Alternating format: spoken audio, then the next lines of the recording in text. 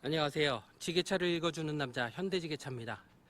저는 현대지게차 7톤 신모델이죠. 70D 9V 모델 앞에 서 있습니다.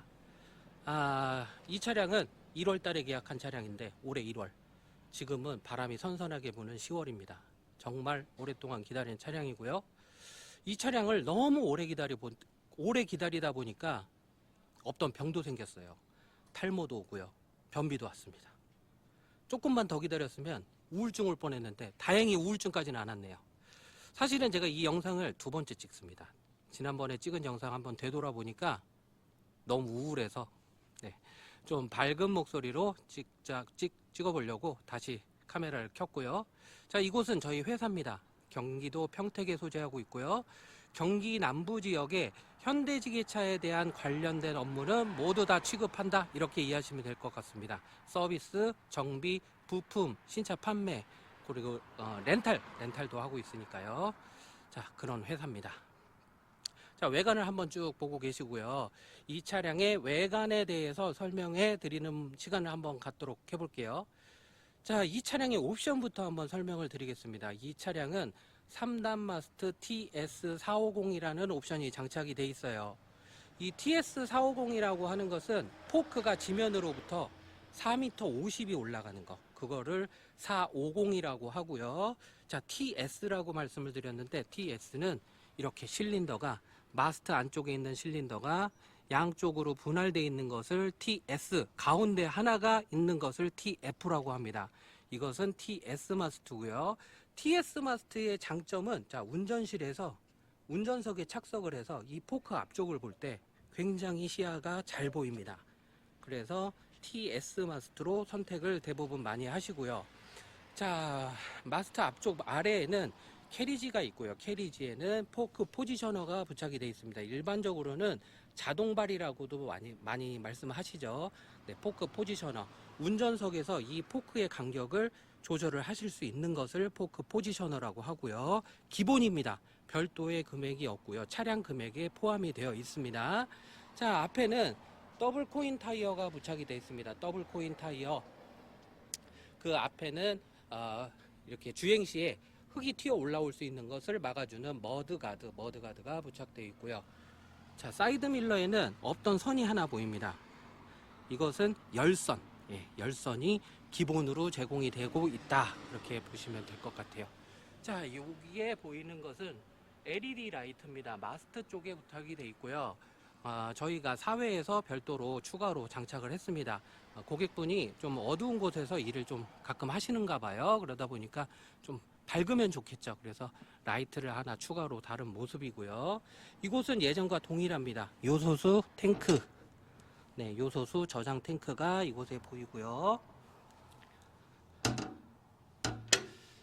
자, 연료 주입구고요. 역시 키가 들어갑니다.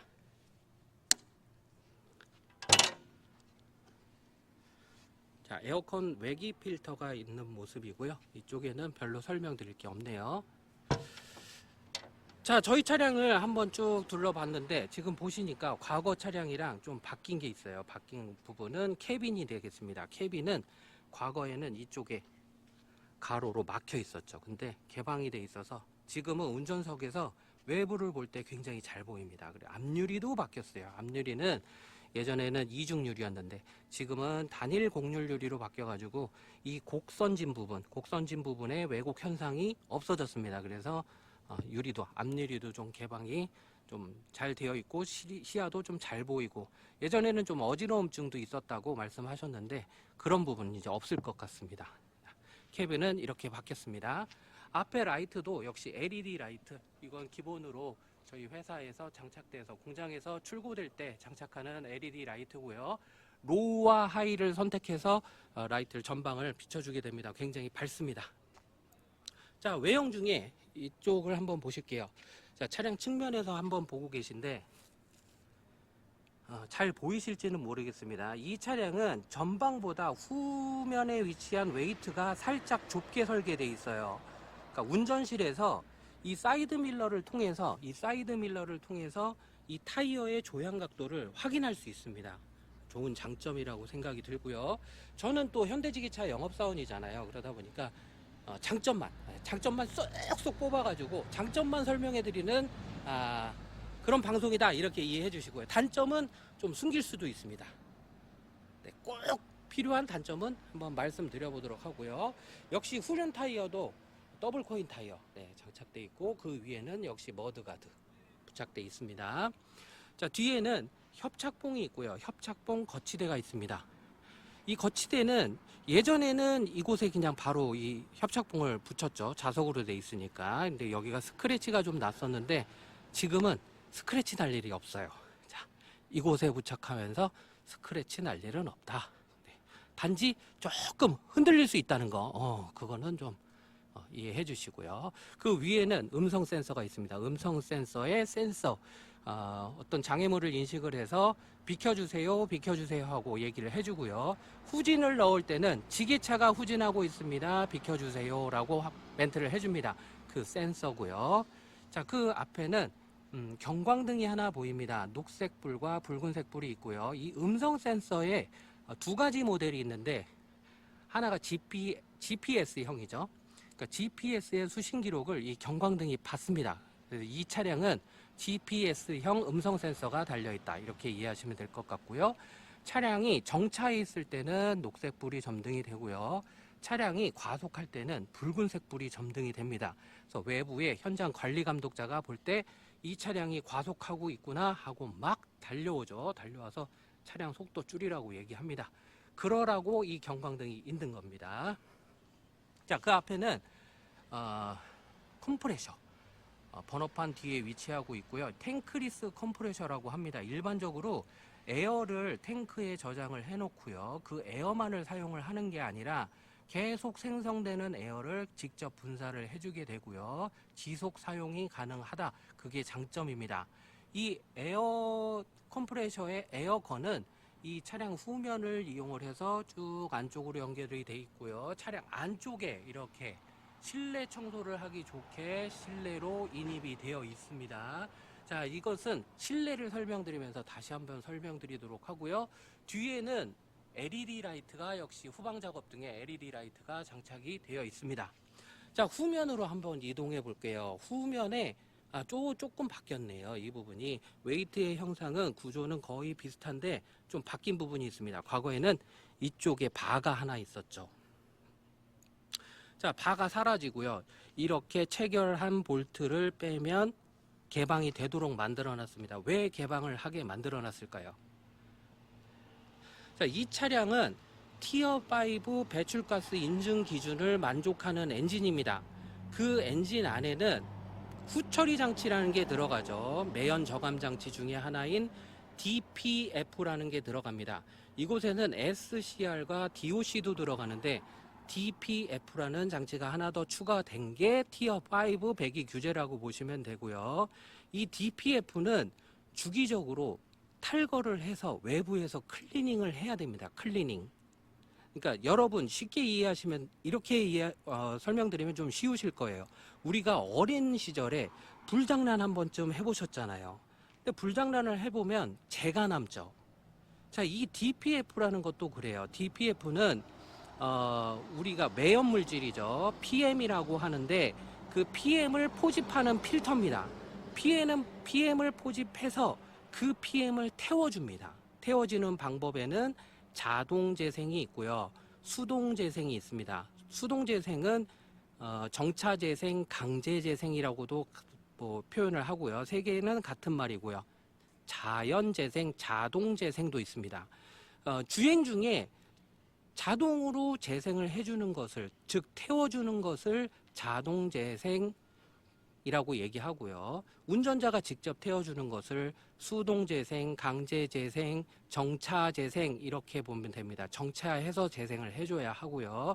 재생을 계속 한다라는 얘기는, 즉 재를 계속 태워줘도 결국은 쌓이거든요. 그래서 쌓인 재를 외부에서 이것을 탈거해서 외부에서 클리닝을 해야 되기 때문에 이렇게 개방을 쉽게 해서 쉽게 탈거할 수 있도록 해놨죠. 만약에 이것이 없다 그러면 이 웨이트를 완전히 걷어내야 돼요.